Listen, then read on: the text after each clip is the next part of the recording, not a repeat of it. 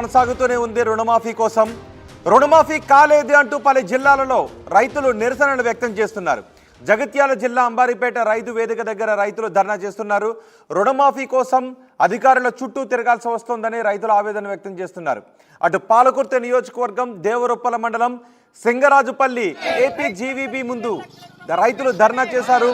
రుణమాఫీ చేసి వెంటనే కొత్త రుణాలు ఇవ్వాలి అని డిమాండ్ చేస్తున్నారు రైతులు. ముఖ్యమంత్రి రేవంత్ కు ప్రభుత్వానికి వ్యతిరేకంగా నినాదాలు చేశారు రుణమాఫీ కాని రైతులు.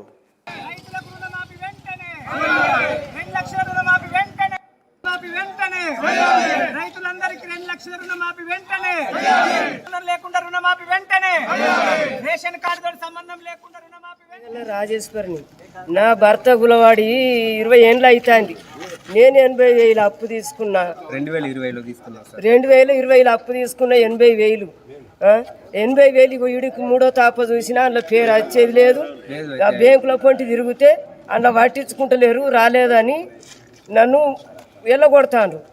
ఈ అప్పు 80,000 అప్పు సారి వీడికి 3 సార్లు తిరిగి వచ్చిన. దయచేసి మాకు 2 లక్షలకు లోపల అన్నావు, అవి ఇచ్చి మాకు న్యాయం చేయాలి. నేను గత 3 సంవత్సరాల క్రితం 10,000 రూపాయలు నాకున్న 9 గుంటల భూమిని పెట్టి అగ్రికల్చర్ కింద లోన్ తీసుకున్నా. ఆ తీసుకున్న దానికి మధ్యలో ఈ రుణమాఫీ అనేది వస్తుందన్నాక నేను లోన్ కట్టలే. లోన్ కట్టకుండా నువ్వు ఆ ఇంట్రెస్ట్ కడితేనే నీకు లోన్ మాఫీ చేస్తాను, లేకుండా లేదని బ్యాంక్ వాళ్ళు అంటే ఆ 3,244 రూపాయలు ఇంట్రెస్ట్ కట్టి ఆ లోన్ అట్లనే ఉంచుకుంటే ఇప్పటికీ నాకు లోన్ మాఫీ కాలేదు. మళ్ళీ ఈ బ్యాంకు పోతేనేమో అగ్రికల్చర్ ఆఫీస్ దగ్గర పోమంటారు, ఆడికి పోతేనేమో బ్యాంకు వాళ్ళ దగ్గర పోమంటారు. బ్యాంకు నుంచి స్టేట్మెంట్ తీసుకురమ్మంటారు. ఇక బ్యాంకు నుంచి స్టేట్మెంట్ కూడా తీసుకొచ్చిన ఆయనకు ఉన్నదాన్ని దాని కింద. ఇక ఆ బ్యాంకు పాస్ పుస్తకం జిరాక్సు, ఈ ఆధార్ కార్డు అన్నీ సబ్మిట్ చేసినా వాళ్ళు ఇప్పటివరకు లేదు. అంటే వాళ్ళు ఇస్తానది 2 లక్షలు. ఈ 10,000కు ఇచ్చే నెల రోజులు అవుతుంది. ఈ నెల రోజుల నుంచి 10,000 దిక్కులేవు. ఈ 2 లక్షలు ఇస్తారంటే నానబెట్టినాక చేస్తున్నట్టే కనబడుతుంది.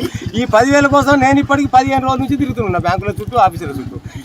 ఇంతకంటే ఎక్కువ తిరుగుడు ఏది లేకనే ఇప్పుడు మా నిరసన తెలియడానికి ఈరోజు వచ్చి ఇక్కడ మీకు అంటే మేము పడే కష్టం అన్ని ప్రజలకు తెలవాలి, ప్రభుత్వానికి తెలవాలి అనే దాని కింద మేము ఇక్కడ ఈ నిరసన తెలపడానికి ఈరోజు వచ్చి ఇక్కడ ఈ వేదికను ఉపయోగించుకుంటాం.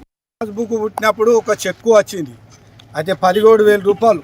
అయితే 17,000 రూపాయలు చెక్ వచ్చింది. చెక్కును పాస్బుక్ నా చేతిలో పెడితే నేను 15 రోజులకు పోయి బ్యాంకు కాడికి పోయి ఈ చెక్ అని బ్యాంకులకు పైసలకు పోతే పైసలు లేవు, ఇలా వల్లేవని అన్నాక ఇదే చెక్కు తీసుకుపోయి అగ్రికల్చర్ ఆఫీస్కు చూపితే ఆ చెక్కు తీసుకున్నది రిటర్న్ పంపిన అన్నది ఇవరకు దీని పైసలు అందలేవు. ఇక దీని పైసలు అందలేవు. అయితే ఇది 1,30,000 ఉన్నాయి బ్యాంకు శ్రీనివాస స్థానంలో బ్యాంకుల.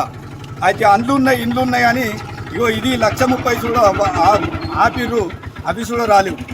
అయితే ఇది ఆఫీసర్ల దగ్గర కొద్దిగా చీకటి పోరాటం ఉన్నది. వాళ్ళు కరెక్ట్ పనిచేయాలి.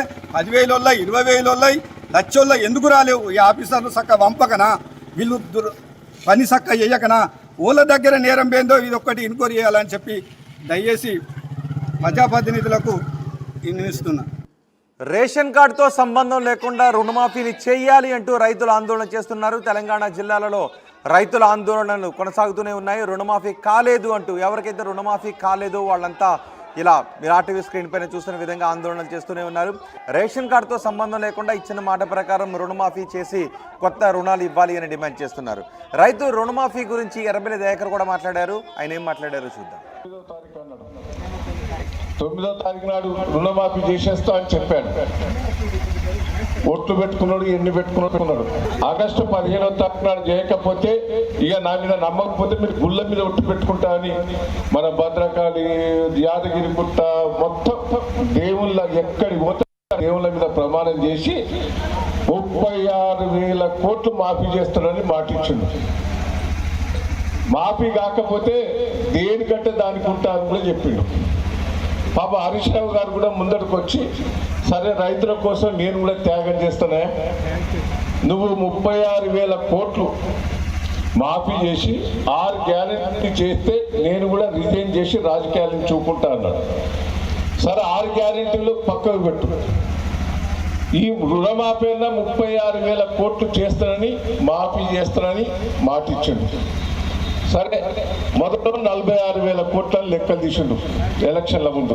ఆఖరికి మళ్ళా ఎలక్షన్లు అయిపోయాక 36,000 కోట్లకు తీసిండు లెక్కలు తగ్గించి. సరే 36,000 కోట్లైనా వస్తే బాగానే ఉంటుందని మనం అందరం 36,000 కోట్ల నుంచి తీసేసి క్యాబినెట్ లో 33,000 కోట్లకు తగ్గించండు. మళ్ళీ క్యాబినెట్ మీటింగ్ లో మళ్ళా బడ్జెట్ లోపల 26 కోట్లు పెట్టిండు తగ్గించి 26 కోట్లన్నా అయితే అని ఆశపడ్డాం. మళ్ళా ఆగస్టు 15వ తారీఖు నాడు ఖమ్మంలో మీటింగ్ పెట్టి మొత్తం రైతులందరూ క్లోజ్ చేసిన లెక్క తీస్తే 17,000 కోట్లే. అవన్నీ రైతు బంధు బాపతి అన్ని అటు మార్చి 17,000 కోట్లు రైతు బంధు అటు పెట్టేసి మాఫీ చేసినా అని సంబరాలు చేసుకున్నాడు. నువ్వు ఆగస్టు 15వ తారీఖు నాడు చేస్తున్నాని మొత్తం క్లోజ్ చేసినావని దుకాణం పెట్టి సంబరాలు చేసుకున్నవే. మరి ఈరోజు సగం మందికి కాలే.